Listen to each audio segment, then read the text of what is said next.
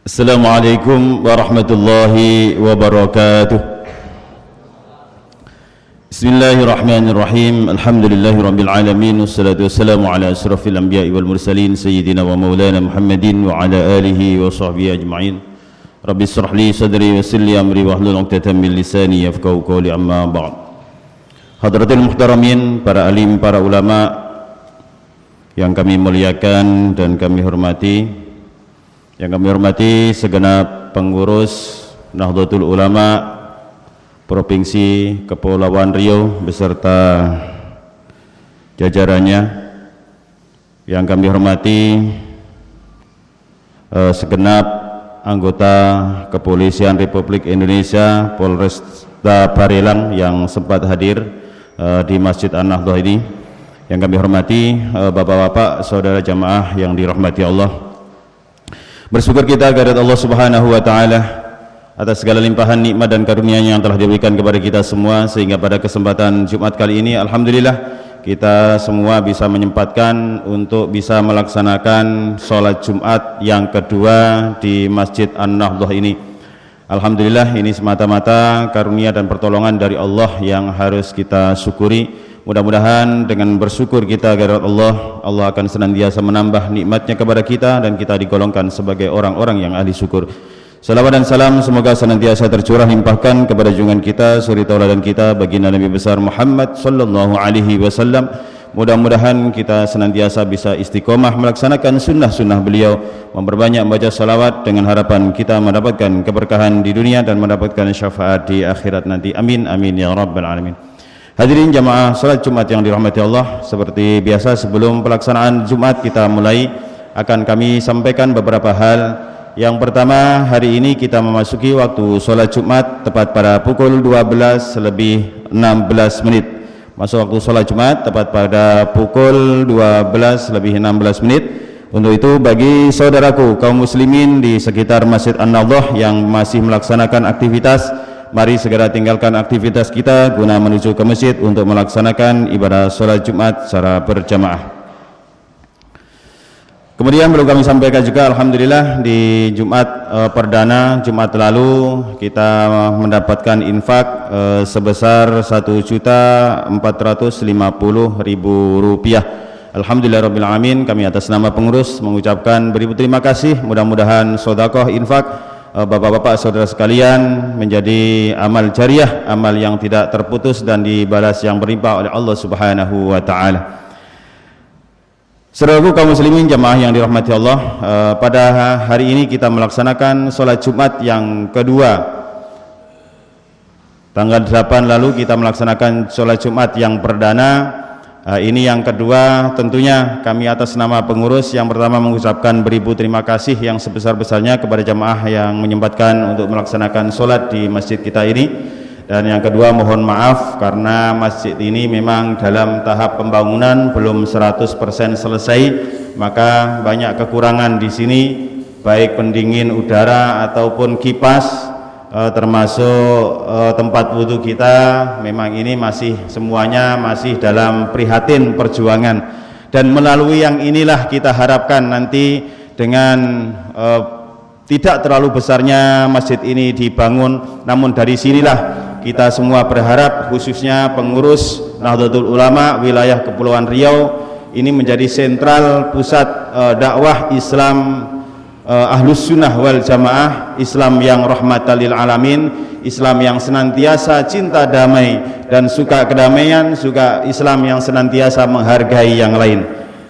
Untuk itu kami selaku pengurus Lembaga Takmir Masjid Nahdlatul Ulama Provinsi Kepulauan Riau mengharap doa dan kerjasamanya dari berbagai elemen masyarakat, khususnya TNI, Polri, juga lembaga-lembaga masyarakat yang lain, wabil khusus masyarakat muslimin yang berada di sekitar Masjid An-Nahdhah ini, bagaimana kedepannya masjid kita bisa makmur, bisa menjadi sentral dakwah Islam yang menyejukkan, Islam yang senantiasa menjaga agamanya, Islam yang senantiasa menjaga negara kesatuan Republik Indonesia. Ini akan bisa terlaksana kalau ada kerjasama di antara satu dengan yang lain dengan tujuan yang sama, mengharap ridha Allah Subhanahu wa Ta'ala, sehingga di negara kita akan tercipta yang namanya negara baldatun thayyibatun wa rabbun ghafur. Amin amin ya rabbal alamin. Mungkin ini yang dapat kami sampaikan. Yang bertindak selaku khatib pada kesempatan kali ini ialah Bapak Ustadz Muhammad Suhada. Beliau dari Lembaga Dakwah Nahdlatul Ulama Kepulauan Riau. Imam Bapak Kiai Muhammad Didi Usnanto, dan Bilal Ustadz Muhammad Mahfud. Demikian yang dapat kami sampaikan. Sebelum saya akhiri, mari bersama-sama kita senantiasa membaca suratul Fatihah. Yang pertama kita tujukan kepada baginda Rasul Muhammad sallallahu alaihi wasallam, para keluarganya, sahabat-sahabatnya, generasi penerus perjuangannya, sampai kita semua mudah-mudahan senantiasa dalam petunjuk lindungan dari ridha Allah Subhanahu wa Ta'ala. Ahli kubur kita, keluarga kita semua juga senantiasa mendapatkan rahmat, maghfirah serta kenikmatan di alam kuburnya. Para pendiri, pejuang negara kesatuan Republik Indonesia, khususnya para pendiri Nahdlatul Ulama, semoga senantiasa mendapatkan kemuliaan di sisi Allah Subhanahu wa Ta'ala. Yang dapat musibah semoga diberikan kesabaran oleh Allah Subhanahu wa Ta'ala, dan senantiasa di negara kita tercipta rasa persatuan dan kesatuan untuk senantiasa menjaga dan menghargai di antara satu yang lain. Apa yang menjadi hajat dan tujuan kita semoga Allah mudahkan, Allah kabulkan. Ala hadhihi niyyah wa gunatin salihah bi ridaillahi ta'ala bi syafaati Rasulillah Muhammad sallallahu alaihi wasallam bi karamati auliyaillah khususan fi hadzal qaryah fi hadzal wilayah. Al-Fatihah. أعوذ بالله من الشيطان الرجيم بسم الله الرحمن الرحيم الحمد لله رب العالمين الرحمن الرحيم مالك يوم الدين إياك نعبد وإياك نستعين اهدنا الصراط المستقيم صراط الذين أنعمت عليهم غير المغضوب عليهم ولا الضالين amin. Terima kasih. Yang terakhir, nanti apabila ada jamaah kita kok tidak muat, bisa merapat sedikit. Yang penting ada jarak dan tetap memakai masker. Bagi bapak saudara yang tidak membawa masker, panitia atau pengurus menyiapkan masker di pintu-pintu masuk. Demikian, terima kasih atas segala perhatian. Mohon maaf bila kekurangan. Wallahul muwaffiq ila aqwamit thoriq. Wassalamualaikum warahmatullahi wabarakatuh.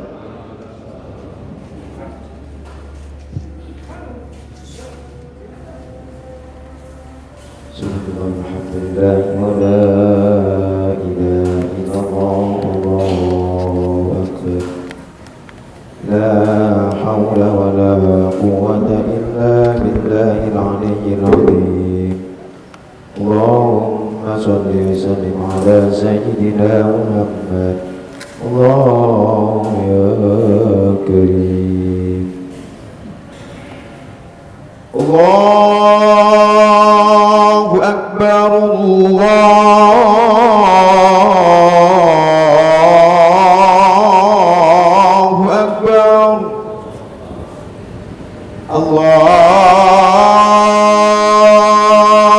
أكبر الله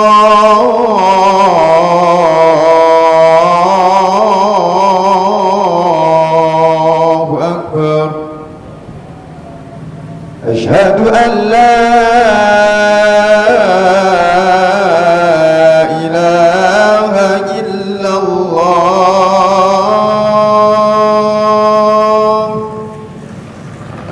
أشهد أن لا إله إلا الله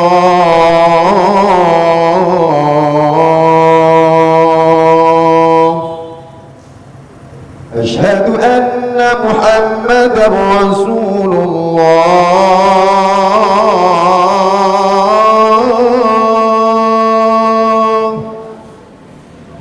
أشهد أن محمد رسول الله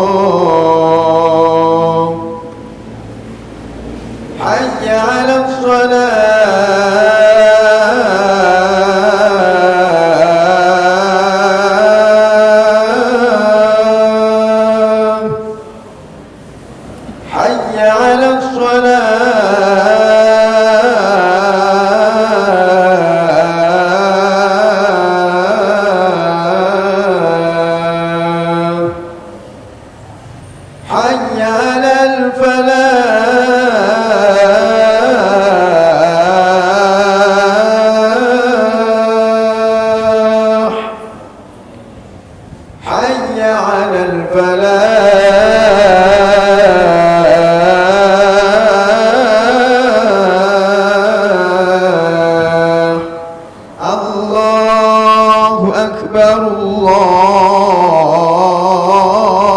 أكبر لا إله إلا الله.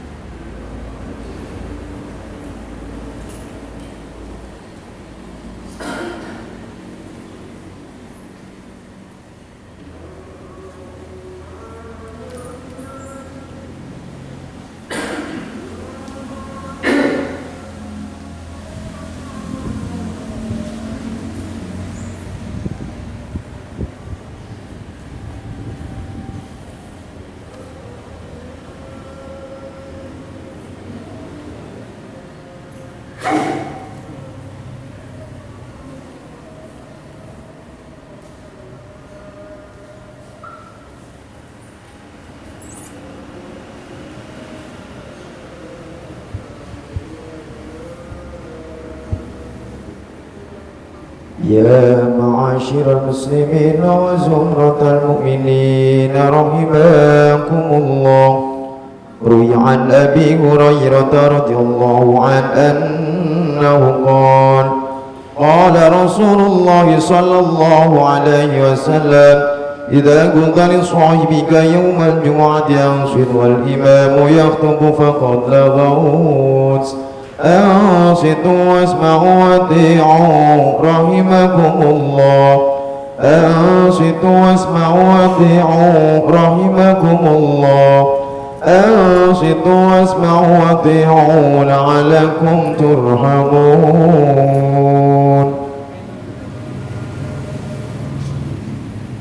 اللهم صل على سيدنا محمد. اللهم صل على سيدنا محمد. اللهم صل وسلم على سيدنا محمد وعلى آل سيدنا محمد. اللهم اقرأ الإسلام من المسلمين والمسلمات والمؤمنين والمؤمنات وانصركم على المعتدين يا رب. اختم لنا منك بالخير ويا خير الناصرين برحمتك يا أرحم الراحمين. السلام عليكم ورحمة الله وبركاته. الله أكبر الله أكبر الله أكبر الله أكبر أشهد أن لا إله إلا الله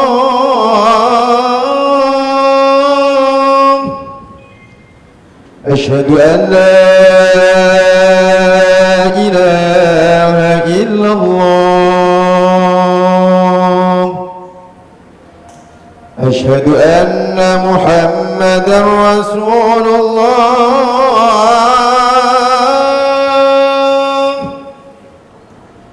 أشهد أن محمدا رسول الله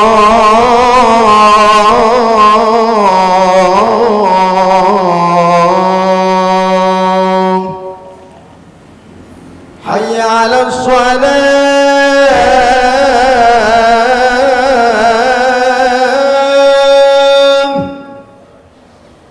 حي على الصلاة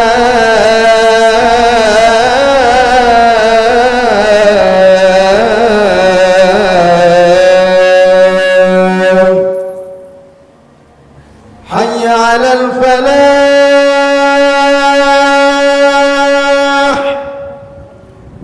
حي على الفلاح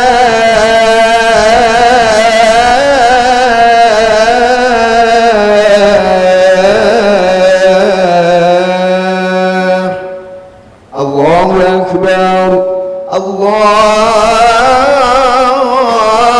أكبر لا إله إلا الله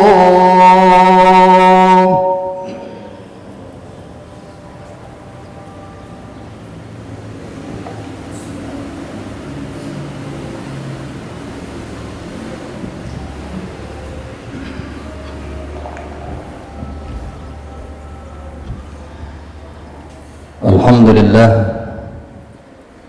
لله الأحد الفرد الصمد الذي لم يلد ولم يولد ولم يكن له كفوا أحد اللهم صل وسلم وبارك على سيدنا محمد وعلى آل سيدنا محمد أما بعد فيا أيها الحاضرون أوصيكم نفسي بتقوى الله فقد فاز المتقون قال الله تعالى في كتابه الكريم وهو أصدق القائلين بسم الله الرحمن الرحيم قل هل يستوي الذين يعلمون والذين لا يعلمون الآية يقرأ بقية الآية.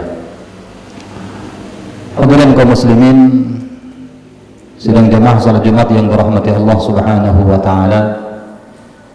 Dari atas mimbar yang mulia ini kembali khatib berwasiat khususnya untuk dari khatib pribadi dan umumnya kepada seluruh jamaah yang hadir pada kesempatan yang berbahagia ini.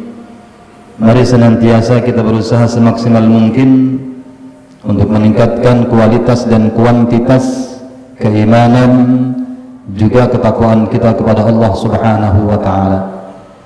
Karena sungguh sebaik-baiknya bekal kita sebagai seorang hamba bukan pangkat dan jabatan kita.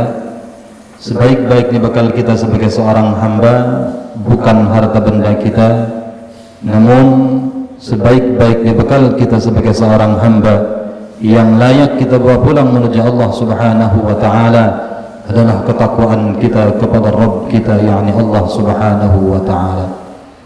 Wa tazawwadu fa inna khairaz zadi taqwa.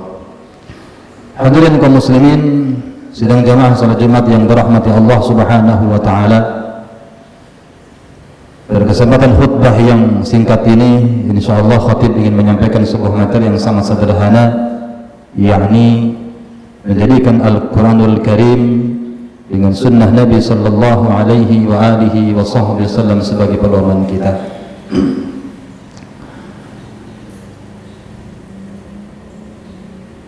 Di dalam kajian-kajian ilmu fikih khususnya tentang salat berjamaah,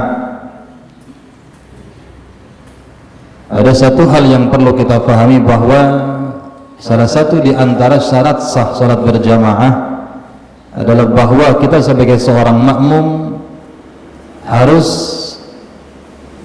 ayya'lama intiqalat imamihi, harus tahu gerak-gerik daripada imamnya, perpindahan imamnya dari satu rukun menuju rukun yang lain.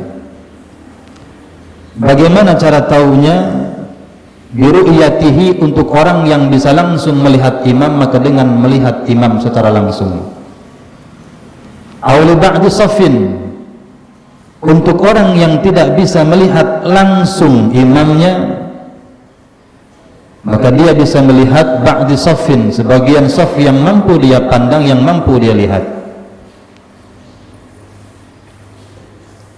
Au sima'i sauti imamih, dan bagi orang yang memang tidak bisa melihat siapapun, baik imamnya ataupun makmum di sekitarnya, maka cara mengetahui gerak-gerik imam, perpindahan imam dari satu rukun menuju rukun yang lain bisa dengan mendengar suara imam, atau kalau tidak bisa juga maka dengan mendengar suara muballighil imam ataupun suara orang yang menyampaikan suaranya imam. Artinya apa? Artinya bahwa untuk mengikuti seorang imam dalam ibadah salat, yang hal ini menjadi salah satu syarat sahnya kita sebagai seorang makmum. Ketika bermakmum, fikih atau syariat tidak mewajibkan kita untuk memaksakan diri mengetahui secara persis bagaimana gerak-gerik daripada imam kita. Untuk orang yang tidak bisa melihat imam, tidak perlu dipaksakan untuk naik ke punggung makmum di depannya agar bisa melihat langsung bagaimana gerakan imamnya. Hadirin kaum muslimin yang dirahmati Allah Subhanahu wa taala, kita sebagai seorang muslim, sebagai seorang mukmin dalam menjalankan syariat agama Allah Subhanahu wa taala, wajib hukumnya menjadikan Al-Quranul Karim, sunnah Nabi sallallahu alaihi wa alihi wa sahbihi wasallam sebagai imam kita, panutan kita, teladan kita. Namun persoalannya adalah bahwa tidak semua umat Islam faham bagaimana caranya mengistinbat dalil langsung dari Al-Quran, langsung dari sunnah Nabi sallallahu alaihi wa alihi wa sahbihi wasallam. Maka aturannya sama seperti halnya ketika kita berjamaah. Untuk kita yang faham bagaimana caranya mengistinbat dalil langsung dari Al-Quran, langsung dari hadis Rasulullah Muhammad sallallahu alaihi wa alihi wa sahbihi wasallam, maka kita dipersilahkan untuk langsung mengambil dalil langsung dari Quran atau hadis Rasulullah Muhammad sallallahu alaihi wa alihi wasallam. Tapi untuk kita yang tidak mengerti bagaimana caranya mengambil istinbat dalil langsung dari Al-Quran ataupun hadis Rasulullah, kita tidak perlu memaksakan diri untuk menjalankan syariat agama Islam dengan langsung berdalil kepada Al-Quranul Karim atau sunnah Nabi sallallahu alaihi wa alihi wa sahbihi wasallam, karena hal ini sangat-sangat membahayakan sekali.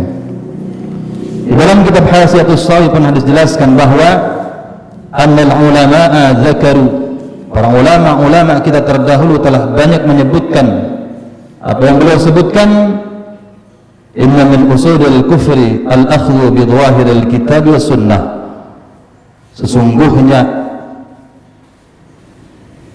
perkara yang kemudian membuat banyak sekali umat Islam menjadi kufur atau menjadi kafir adalah karena mereka yang tidak mengerti bagaimana cara mengistinbat dalil, tetapi mereka memaksakan diri al-akhdhu bi dhawahiril kitab wa sunnah, mengambil dalil langsung dari zahirnya hadis Rasulullah ataupun Al-Quranul Karim.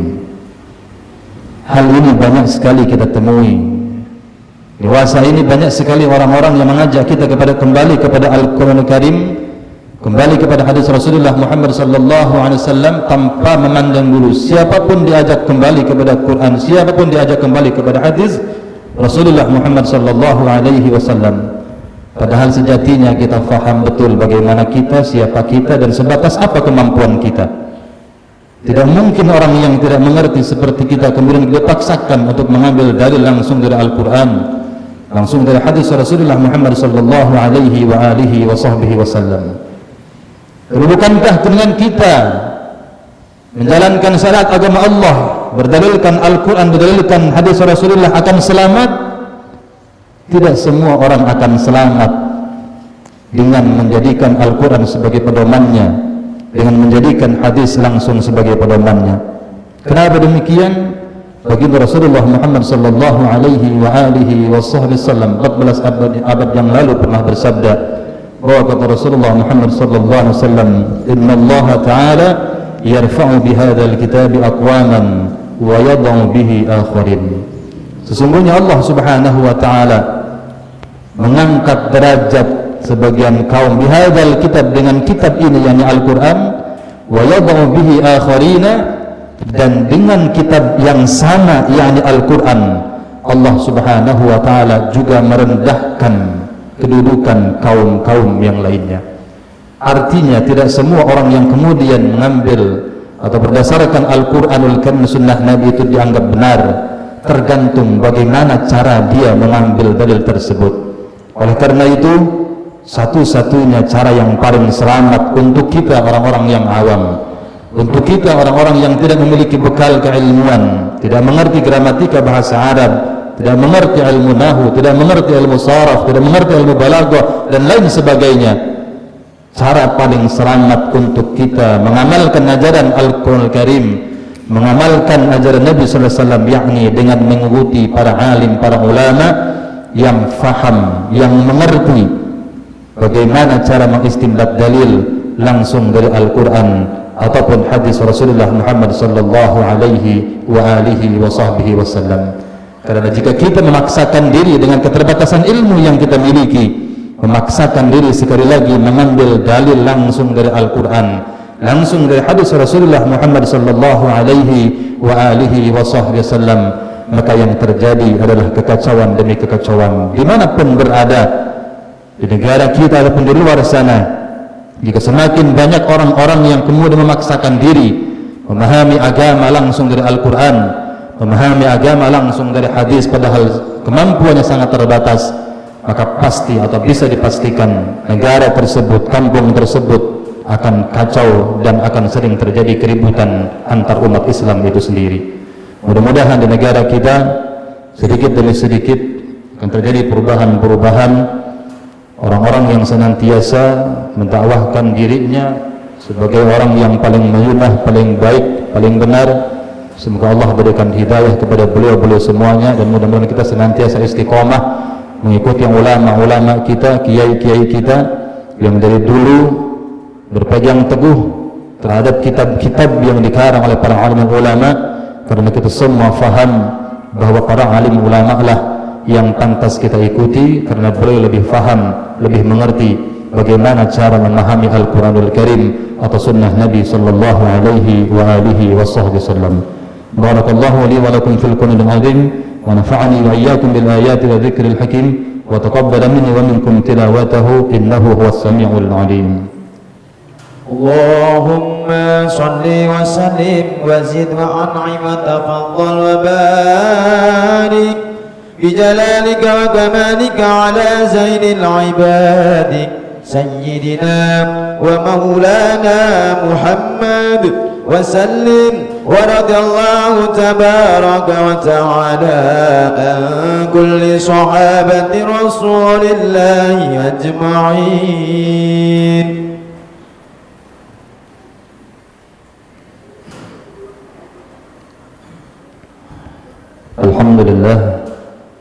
الحمد لله الذي أنزل القرآن ليخرج الناس من الظلمات إلى النور ويهديهم سبل السلام، لأن فيه الهدى والفرقان والشفاء لما في الصدور، ويرشدهم بابتغاء مرضاته في الحياة على الشؤون.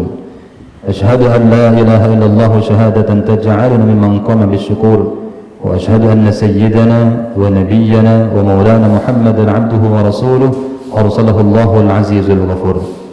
اللهم صل وسلم وبارك على سيدنا محمد حامل الهدى ذي السعي المشكور، وعلى آله وأصحابه الذين رفعوا لواء الإسلام طوال الأيام والعصر.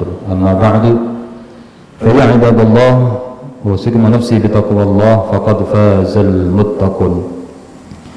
إن الله أمركم بأمر بدأ فيه بنفسه وثنى بملائكته المسبحة بكرسه، وقال عز من قائل: إن الله وملائكته يصلون على النبي يا أيها الذين آمنوا صلوا عليه وسلموا تسليما. اللهم صل وسلم وبارك على سيدنا محمد وعلى آله وصحبه أجمعين. آمين يا الله يا رب العالمين. اللهم اغفر للمؤمنين والمؤمنات والمسلمين والمسلمات الأحياء منهم والأموات، إنك سميع قريب مجيب الدعوات وقاضي الحاجات. اللهم افتح بيننا وبين قومنا بالحق فإنك خير الفاتحين. اللهم يا مقلب القلوب ثبت قلوبنا على دينك، ويا مصرف القلوب صرف قلوبنا على طاعتك وعلى ملة رسولك. ربنا آتنا في الدنيا حسنة وفي الآخرة حسنة وقنا عذاب النار. عباد الله، إن الله يأمركم بالعدل والإحسان وإيتاء ذي القربى وينهى عن الفحشاء والمنكر والبغي يعظكم لعلكم تذكرون. فاذكروا الله العظيم يذكركم واسألوه من فضله يعطكم واشكروه على نعمه يزدكم ولذكر الله أكبر. أقم الصلاة. الله أكبر الله أكبر، أشهد أن لا إله إلا الله، أشهد أن محمدا رسول الله. حي على الصلاة حي على الفلاح، قد قامت الصلاة قد قامت الصلاة.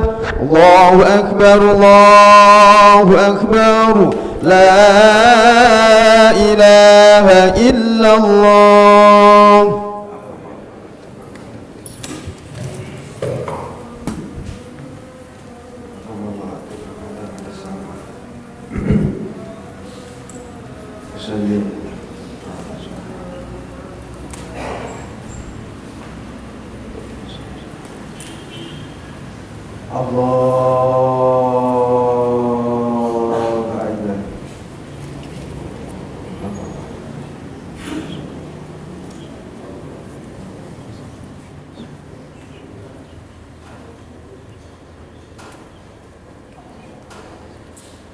بسم الله الرحمن الرحيم.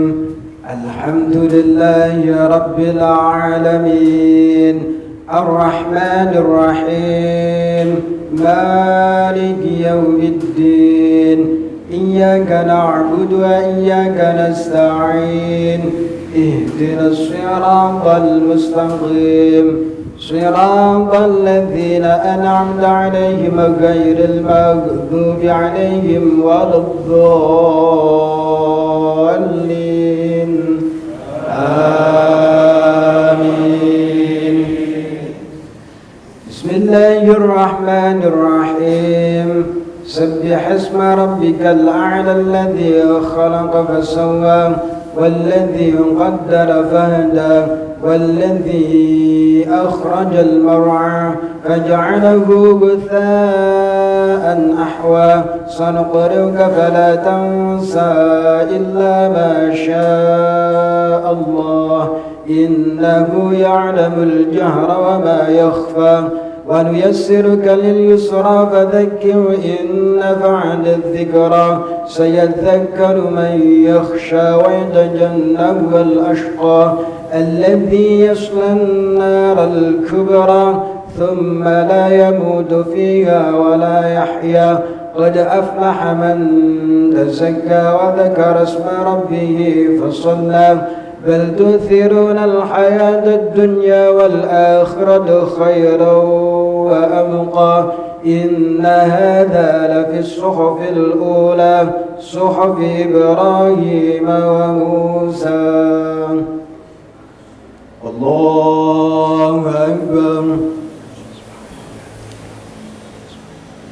سمع الله لمن حمد ربنا.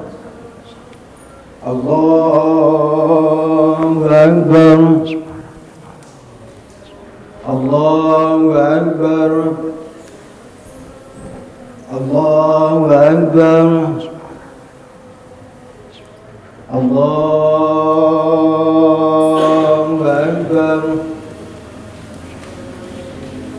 بسم الله الرحمن الرحيم الحمد لله رب العالمين الرحمن الرحيم مالك يوم الدين إياك نعبد وإياك نستعين اهدنا الصراط المستقيم صراط الذين أنعمت عليهم غير المغضوب عليهم ولا الضالين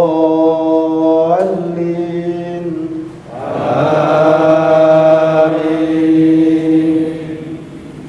بسم الله الرحمن الرحيم هل أتاك حديث الغاشية وجوه يومئذ خاشعة عاملة ناصبة تصلى نارا حامية تسقى من عين آنية ليس لهم طعام إلا من ضريع لا يسمن ولا يغني من جوع وجوه يومئذ ناعمة لسعيها راضية في جنة عالية لا تسمع فيها لاغية فيها عين جارية فيها سرر مرفوعة وأكواب موضوعة ونمارق مصفوفة والزرابي مبثوثة أفلا ينظرون إلى الإبل كيف خلقت وإلى السماء كيف رفعت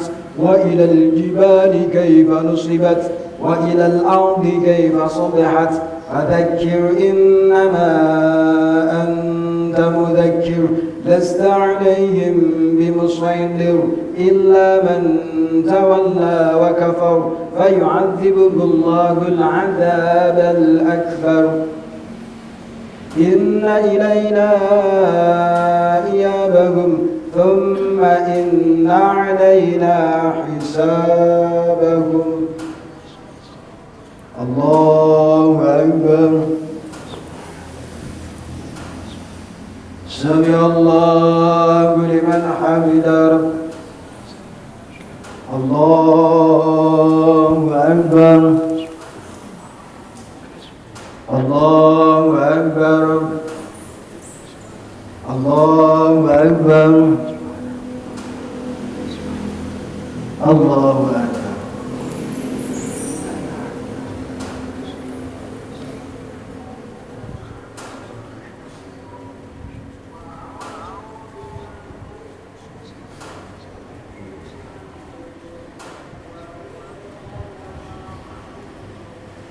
السلام عليكم ورحمة الله. استغفر الله العظيم الذي لا إله إلا هو الحي القيوم وأتوب إليه إلى حضرة روح النبي المصطفى صلى الله عليه وسلم وعلى آله وأصحابه وأزواجه وآل بيته الطاهرين. شيء لله لكم الفاتحة. أعوذ بالله من الشيطان الرجيم. بسم الله الرحمن الرحيم الحمد لله رب العالمين الرحمن الرحيم مالك يوم الدين إياك نعبد وإياك نستعين اهدنا الصراط المستقيم صراط الذين أنعمت عليهم غير المغضوب عليهم ولا الضالين آمين. ثم إلى أرواح جميع الأنبياء والمرسلين والخلفاء الراشدين العلماء العاملين والأئمة المجتهدين والقراء والمفسرين وجميع الأولياء بلد إندونيسيا وأهل القبور هذه الجماعة. شيء لله تعالى له الفاتحة. أعوذ بالله من الشيطان الرجيم. بسم الله الرحمن الرحيم الحمد لله رب العالمين الرحمن الرحيم مالك يوم الدين إياك نعبد وإياك نستعين اهدنا الصراط المستقيم صراط الذين أنعمت عليهم غير المغضوب عليهم ولا الضالين آمين. بسم الله الرحمن الرحيم الحمد لله رب العالمين الرحمن الرحيم مالك يوم الدين إياك نعبد وإياك نستعين اهدنا الصراط المستقيم صراط الذين أنعمت عليهم غير المغضوب عليهم ولا الضالين آمين. بسم الله الرحمن الرحيم. الحمد لله رب العالمين الرحمن الرحيم مالك يوم الدين. إياك نعبد وإياك نستعين اهدنا الصراط المستقيم صراط الذين أنعمت عليهم غير المغضوب عليهم ولا الضالين آمين. بسم الله الرحمن الرحيم. الحمد لله رب العالمين الرحمن الرحيم مالك يوم الدين. إياك نعبد وإياك نستعين اهدنا الصراط المستقيم صراط الذين أنعمت عليهم غير المغضوب عليهم ولا الضالين آمين. بسم الله الرحمن الرحيم. الحمد لله رب العالمين الرحمن الرحيم مالك يوم الدين. إياك نعبد وإياك نستعين اهدنا الصراط المستقيم صراط الذين أنعمت عليهم غير المغضوب عليهم ولا الضالين آمين. بسم الله الرحمن الرحيم. الحمد لله رب العالمين الرحمن الرحيم مالك يوم الدين. إياك نعبد وإياك نستعين اهدنا الصراط المستقيم صراط الذين أنعمت عليهم غير المغضوب عليهم ولا الضالين آمين. لا إله إلا الله والله أكبر ولله الحمد. بسم الله الرحمن الرحيم. قل هو الله أحد الله الصمد لم يلد ولم يولد ولم يكن له كفوا أحد. بسم الله الرحمن الرحيم. قل هو الله أحد الله الصمد لم يلد ولم يولد ولم يكن له كفوا أحد. بسم الله الرحمن الرحيم. قل هو الله أحد الله الصمد لم يلد ولم يولد ولم يكن له كفوا أحد.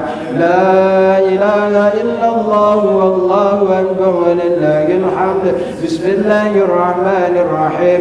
قل أعوذ برب الفلق من شر ما خلق من شر غاسق إذا وقب ومن شر النفاثات في العقد من شر حاسد إذا حسد.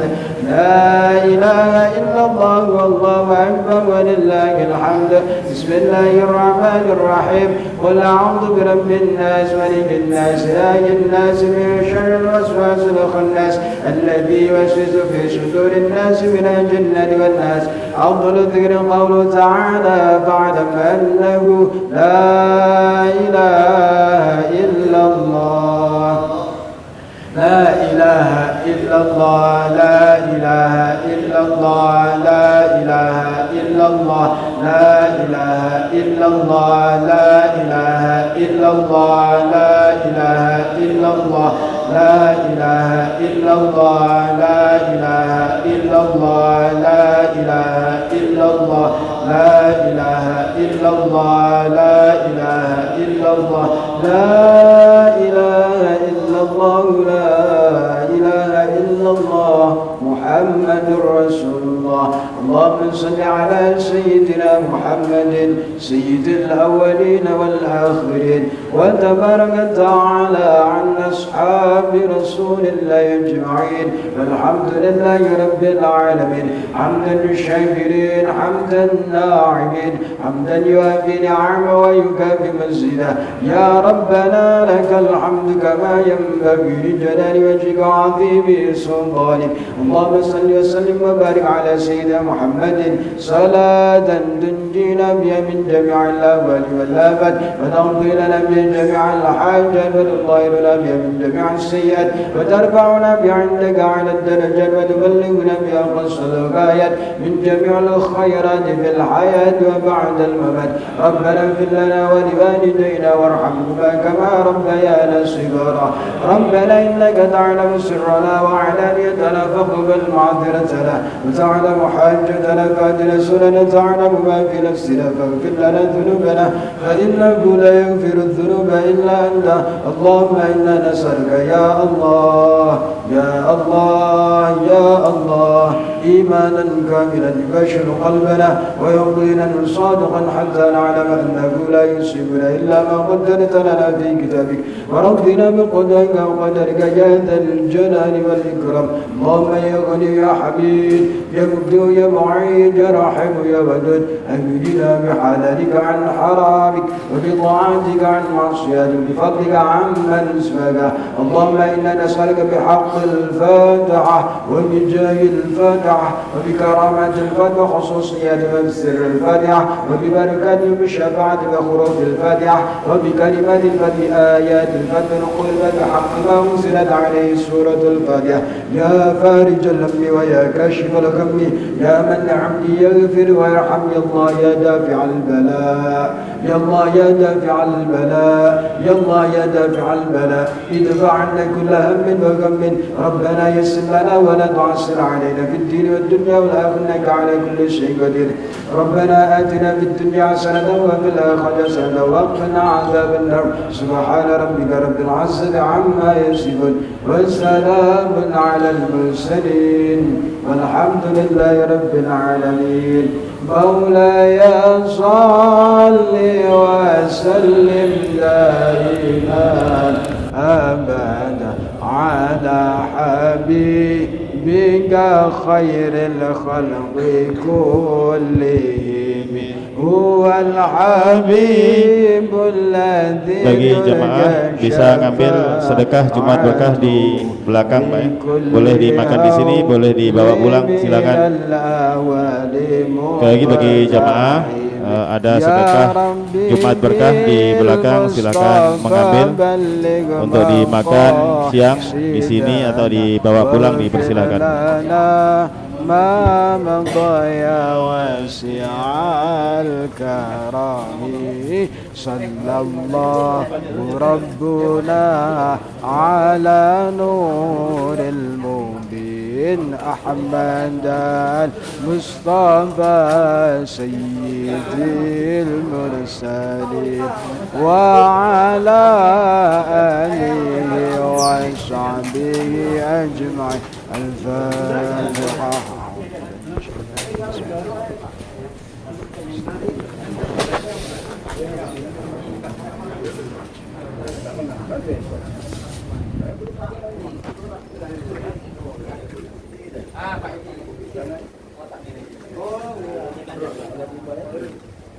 Mohon izin kalau ada yang ketinggalan jam.